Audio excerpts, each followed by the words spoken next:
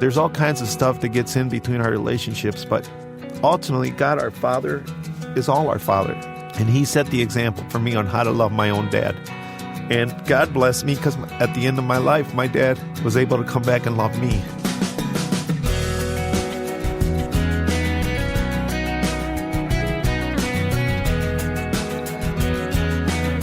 This is First Person. Welcome to this week's conversation. I'm Wayne Shepherd. Well, on Father's Day weekend, we thought we'd introduce you to a man whose father failed in many ways, and yet in the end, through forgiveness and the grace of God, their relationship was healed and restored. You'll meet Juan Ortiz and hear his powerful story in just a moment. Today's program is just the latest in this weekly series, and I invite you to stay current with us through our website, which we keep up to date with the latest on each guest. It's all found at firstpersoninterview.com. Again, firstpersoninterview.com. Plus, we have a Facebook page that is there for you to use and leave comments about what you hear in this program. Just go to facebook.com/firstpersoninterview. Be sure to click on like and then leave a comment. facebook.com/firstpersoninterview. Don't forget that you can download any program through iTunes. Well, a mutual friend told me about today's guest and how he admired his testimony following a very hard start in his early life. Juan Ortiz is that man, and he describes himself as a living miracle of God's grace and mercy. And I invited him to the studio to tell us his story. Well, today I'm very thankful for what God has done. There's no doubt that I am where I am and the fact that I'm alive because of God's grace. I would never recommend my life to anyone to go through what I went through, but I'm so thankful I did now. It's taught me so much and it's made me the person I am. My story really starts off in my parents, who are from Monterrey, Mexico. Monterrey, Mexico is a huge city in the country of Mexico. It's like a Chicago, 3 hours south of the border. My parents were about as different as they could be. My father came from a successful family. My mother came from a typical family in Mexico who was, poor. She was one of 13 kids. They lived in a one-bedroom studio. Just broke. Wow. And her father lived in the United States, like many Mexican families. He was working as a mechanic and would send half his income back to the family. All the older kids, including my mother, would work. So my mom only has a 7th grade education. She stopped school after 7th grade. My father, on the other hand, his father didn't marry till he was older. He made all his money, built a company, and made a lot of money. But by the time he had my father, he was an older man. And he eventually had 2 young girls, too. So my dad had 2 sisters. But my dad had everything. Kind of a spoiled brat. He had money, he had clothing, jewelry, the best education. He went to private school. So your mom and dad came from different worlds. Completely different. Economically and mentality. But my dad got whatever he wanted. My mom was a stunning, beautiful young woman, and he loved her. And he basically started dating her and said, if you marry me, I'll give you everything you want. He was legal in the United States. His family traveled to the United States, and so he could come and go as he wanted. And that kind of excited her. Ironically, her family said, this guy doesn't care about you. You're just the girl of the month. And on the other side, his family said, Matt, this girl just wants your money. She's from the other side of the tracks, as we would say. That's right. Yeah. So it's weird. 2 completely different economical situations, yet both against each other. But my mom did want my dad, really loved him, and they married at 16 and 17. Wow. And they came to the United States. The challenge was my dad struggled here. No longer did he have daddy to pay bills. But my dad did believe the United States was the place to be. He always believed this country's great. There's free enterprise here. We can do something special. They moved in with a bunch of other Mexican families, which is typically what a lot of them do. They move in with relatives or friends just to get started. Eventually, my dad got a job and driving a bulldozer, and we got a little apartment. I was born in 1961. I'm the oldest of what eventually would be 6 kids. Okay. But by the time my mom was 22, she had 4 kids. Oh. And couldn't speak English, living in a little apartment, by herself with her kids, and my father struggled. He had a job, but he couldn't deal with the lack of money, all the things he had, and so, he just started drinking. Mm-hmm. He had already been smoking as a kid because he had access to cigarettes and stuff, and eventually he got into drugs. He didn't really do a lot of the heavy drugs, but marijuana was his main drug, and mixing that with alcohol made him a pretty difficult person to live with. Was there abuse involved? There was, and as far as back as I can remember, my dad would hit us. My dad spent 18 years in prison.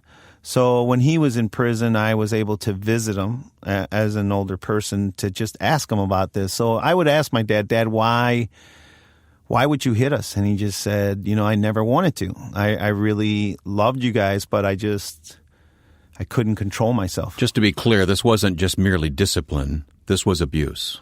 Yeah, it was abuse. I mean, he was angry. Everything bothered him. A typical day for us that I can remember, my dad would go to work in the morning. We'd hang out with my mom. This is probably when we're 4 or 5 or younger. And he'd come home. She'd cook him something, and he would go out. He loved to party, so he would go out and drink with his friends, womanize, and then somewhere late at night, he'd come home. We'd be in bed, and he'd make my mom get up and cook him something because he was now drunk or high or both. And very jealous man. So, he would accuse her of, where you been while I've been out, And she's like, I never leave this place. But he'd start pushing her and hitting her. I'd get up and, I'd then try to protect her, and then he'd hit me. And so these are your earliest memories then, aren't they? Yeah, they are. That's as far as back as I can remember. Those are the memories of my father. And, my dad started not only using drugs, he started dealing drugs. And that's where life became a little crazy because, he was now getting supplies of drugs and selling them to his friends at work and everywhere. And people were coming to our apartment, and even the police would come looking for him. And after a while, we were moving all the time. So about every 6 months, we would move. And that was pretty hard for me because school was tough. First of all, we were in an English school system, and I couldn't speak the language. Kids wouldn't play with you. So you'd go to school, and I hated school. So I couldn't wait to get home to my only friend, which was my mom. And then my dad would come home that night and beat us. So it was like, I don't get life. I hated it. Pretty angry. And then I would act that way in school. Like, what's wrong with this kid? He's so angry, he's so mad. So how long did this last for you? Your whole childhood? From about, as far as I can remember, it's from about 5 years old to about 10. We moved literally every 6 months. We started in, I think it was San Antonio, Texas. We moved to Houston, Texas. We moved down to Galveston. We moved back across the border to, Matamoros, Mexico, and then to Brownsville. And always running from the law, from drug dealers. You can never take anything. And every 6 months, we're starting in a new school and, a new bus and fighting new kids. But at about 10, I will never forget it. My dad came in intoxicated like many nights, and he said, hey, I got good news, which, he used the word good news a lot. Yeah. And we were like, okay, whatever. I got a friend in Chicago who's going to help us. And we're leaving tonight. And so just like that. Yeah. I found out years later in prison that my dad really did love us because he said that night we needed to leave because they were coming to kill us. Oh, wow. And so that was pretty scary to know. We got in a station wagon in February. We were in Houston, Texas. 24 hours later, we ended in a little town called West Chicago, Illinois. Which is a lot colder in February than Houston, Texas. It was a rude awakening. We went from 70-some degrees to 10 below zero. But unfortunately, the guy that was going to help us was arrested just a few weekends before, and we were instantly homeless. So life was not only no better, it was worse for you. We didn't know the difference. We just really didn't know. I mean, as a kid, you just go, I don't get it. Nothing makes sense. We don't know what a normal family's like. We don't know. I mean, we're wearing the same clothes. We came from Texas, and we sleep in the same clothes. We go to school. We smell. Kids would always fight us. It's just crazy. Sometimes we'd have money because my dad made money from a big deal, and other times we'd be starving to death. But this was pretty bad. My dad's... Here we are in West Chicago, Illinois. ended up driving to a little bar by the DuPage Airport and basically sat in the bar for 3 or 4 hours drinking and left my mom and us in the car in 10 below zero. Still remember my mom huddling us all up together. She, of course, isn't educated, and so she said, look, I heard somewhere that if we huddle up like chickens, I still remember how funny it was, and she said, it'll keep you warm, and she did. She kept us warm that night. Huh. But to this day, she was frostbitten, and she still hurts when she goes in the cold. Is that right? So my dad comes out of the bar and says, hey, good news. We're like, really? More good news? Yeah. There's an abandoned farm down the road, and we're going to go there for a few days. And I promise you, because he really wanted to do what's right. He just had no self-control. And he goes, I promise you, we're going to stay there for a couple days, and I'm going to get a job, and we're going to get a home. And he always had this dream of living like he did as a kid with his father. Well, we ended up moving to that farm, that night we drove to that farm. Our car got stuck in the snow, and it's a little broken down, abandoned farm right off Route 64. It's no longer there. And we didn't live there for 3 days. We lived there for 3 years. Really? Pretty tragic, starving, and the abuse never stopped. So that was probably 3 of the hardest years of my life. I actually was suicidal then. My dad had guns. I'd seen my dad shoot them. He'd allowed us to shoot the guns. And it just crossed my mind that, it'd be pretty easy to just pull the trigger on myself and end this all. But the thing that kept me alive was my mom. So she sounds like quite a woman. Oh, yeah. Yeah, she's a good person. You're going to want to stay tuned to hear about the relationship with his father coming up on First Person. Next time, you'll meet Mark Gregston of Parenting Today's Teens. I think I'm just a normal guy doing a normal thing of meeting with kids, and that's it. I don't get inflated in any arena, but I do look back at my life and I go, the older I get, the more that I see that God has had a plan. His ministry to troubled teens and their parents is remarkable, and you'll meet Mark Gregston next time on First Person.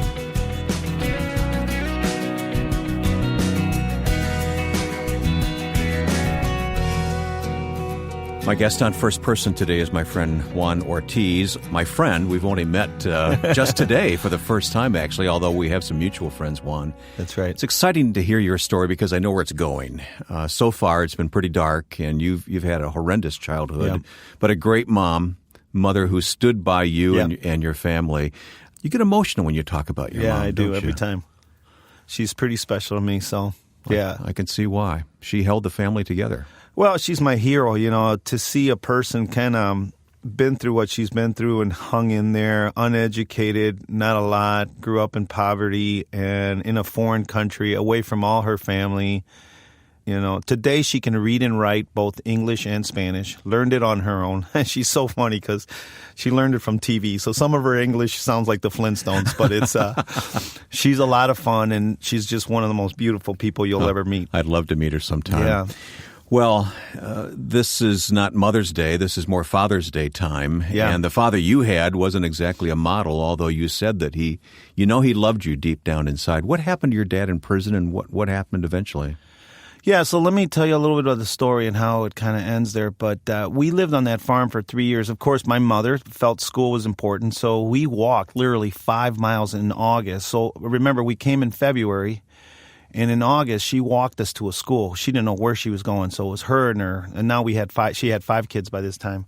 Literally found a school, and we hated school. Again, I don't want to go. Kids fight with us. I can see why it was difficult for you. It was just, I hate everything about it. But we went to a little school in West Chicago, and while we were there was a social worker who just took notice of us. I mean, obviously there were poor kids and kids that were hungry or on the free meal. But we were we're still wearing the clothes from Houston, just to give you an idea. Mm-hmm. But over those 3 years, a teacher by the name of Mr. Laurie totally loved us. Great man. And it just, first time I had seen a male role model that I was like, you're different. He really reached out to me and my siblings. This social worker went to a church, Wheaton Bible Church, and she just made the church aware, said, look, I'm a social worker. I really can't do anything because I'm in school. I'm loving these kids, but this family needs help. So one day, Saturday on the farm there, again, it was during the winter. We had some plastic over the windows, but we used to sit around the stove, and my mom would turn on the stove, and she'd tell us stories. My dad was never around, still crazy. But a knock came to the door, and it was this woman, and my mom asked me to get the door. I opened the door, and it was this woman, and in Spanish, she said it in Spanish. She said, "Hi, my name is Grace Walters, and I am from the Wheaton Bible Church, and the Lord Jesus has sent us to help you." So I turned around and said, "Mom, there's some lady that knows a guy named Jesus." Because, there's about 1 million Jesuses in this world. But my mom had literally prayed 3 days earlier. She said, "I don't know if you're real." She prayed to God. "But if you are, we need help." And this knock came to our door. How appropriate it came in the form of grace. Yeah. Right? Isn't it unbelievable? So you know what these guys did? The Wheaton Bible Church gave us a home in Wheaton, found a job for my mom and dad, gave us clothes, gave us food, and they told us about Jesus. I wanted to meet Jesus because I'm like, this guy's writing the checks. This guy's paying the. I don't know who he is, and I really thought he was a person. Huh. And well, he is. He really is, yeah. And so they invited me to a camp, literally a couple weeks later, and I went to camp as a 7th grader, and I accepted Jesus Christ as my personal Lord and Savior. Now, I'd like to tell you that everything changed there, but it didn't. My dad did go to church, put on a suit and tie, but nothing changed privately.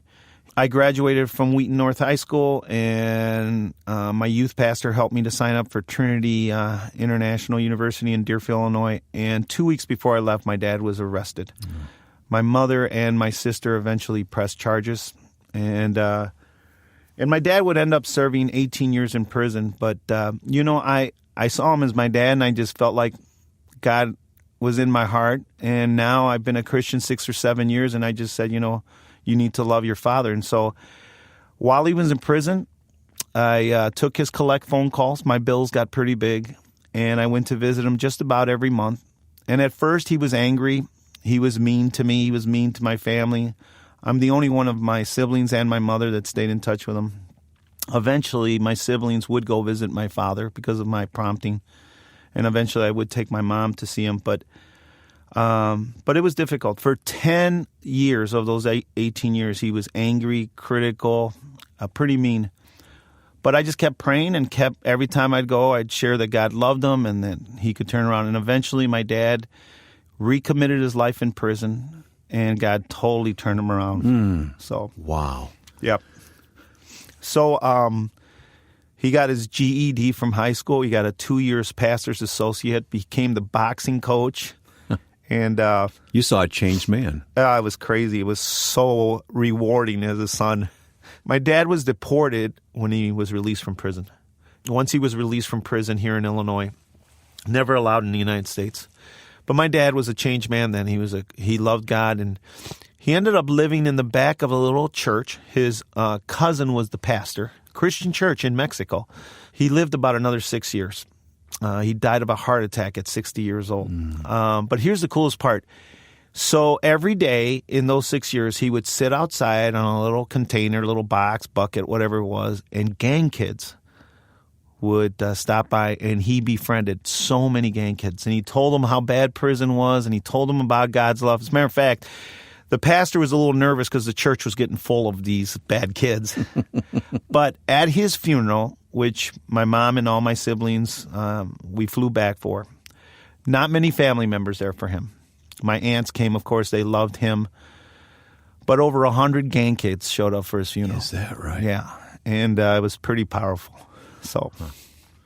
So we get to the Father's Day part of this story. You had a very difficult life, a difficult relationship with your father until the Lord changed things and turned things around for you, Juan. Look back over your life now, and does it make any sense to you why you went through what you went through? I realized that God wanted me. He truly loved me, and he wanted all of me. And so I was able to, in spite of my father, because of how my father was, I wanted to be different. And because of that, I chose to follow, Jesus. And my Heavenly Father became my father. And but in loving me, even though I felt like my dad was my enemy, he just was so messed up, God said, you need to love your very own father. And so it's kind of cool. In prison, there was a special moment towards the end of his prison sentence where my dad thanked me. So really? So do you remember the words? What did he say? Oh, yeah. I brought my 2 boys with me. Stephen and Philip were there. They were young kids at the time. And I remember he never took off his sunglasses in prison because, it's just kind of a cool thing to do, I guess. But he took off his sunglasses and he was crying. And so both of us are kind of in the prison there where you don't cry in prison. Because when we leave, he's got to stay. Yeah. But I had my 2 boys and he said, God blessed you with 2 beautiful boys, Juan. Like he blessed me with you. Thank you for being a good son. Oh, boy. And I guess I just tell fathers and sons, there's conflict. There's comparisons. There's all kinds of stuff that gets in between our relationships. But ultimately, God, our Father, is all our Father. And he sets the example. And he set the example for me on how to love my own dad. And God blessed me because at the end of my life, my dad was able to come back and love me. Yeah. So it's pretty powerful. He gave you a blessing at the end of his life. What a treasure, huh? It really is. And I'm so thankful for it today. I get emotional because it just was special. But I really look forward to seeing my dad in heaven someday. Yeah. Well, after hearing this story, we all look forward to meeting your dad in heaven. We really do. Now, you mentioned your 2 sons, and that's not to the extent of your family. Tell me about your family today that now the Lord has blessed you with, and based on what you went through, God has turned that situation around and given you a wonderful family and ministry today. Yeah, when I went to college, I told my mother, because again, my dad went to prison 2 weeks before college, and it was really a difficult time. My mom was scared. I was scared. How am I going to pay for college? I'm not a smart person, but I told my mom, you know what? I'm going to get a college education. I'm going to come home and live with you the rest of my life, Mom. Because I knew I couldn't get married. I don't know how to treat a woman. I never had that example. And if I ever found a woman that would marry me, I'm not having kids. I don't know how to be a dad. But ironically, we've been married 29 years to my wife, Becky. And being Mexican, I have 5 kids, which is the quota for Mexicans, which is... It's just under the quota, actually. It's just right under. But, I have 2 boys, Stephen and Philip, both graduated from college today, talented kids, and 3 girls in high school. So it's been an amazing blessing to have kids. Today, to be able to be a father and have the kids, I just feel so fortunate. What a miraculous story of reconciliation and forgiveness between a father and son coming after many years of neglect and abuse. Our guest has been Juan Ortiz, and today Juan is a businessman who's active in his church, often called on to preach. You'll find more information at firstpersoninterview.com. We also have a Facebook page which is dedicated to this program. It's facebook.com/firstpersoninterview. Next week, you'll meet Mark Gregson of Heartlight and the nationally syndicated radio program Parenting Today's Teens. Mark and I are on that program together each week, but First Person gives you a chance to learn about Mark on a personal level as we talk about how God has prepared and led him. That's next time. Now, with thanks to my friend and producer Joe Carlson, I'm Wayne Shepherd. Join us next time for First Person.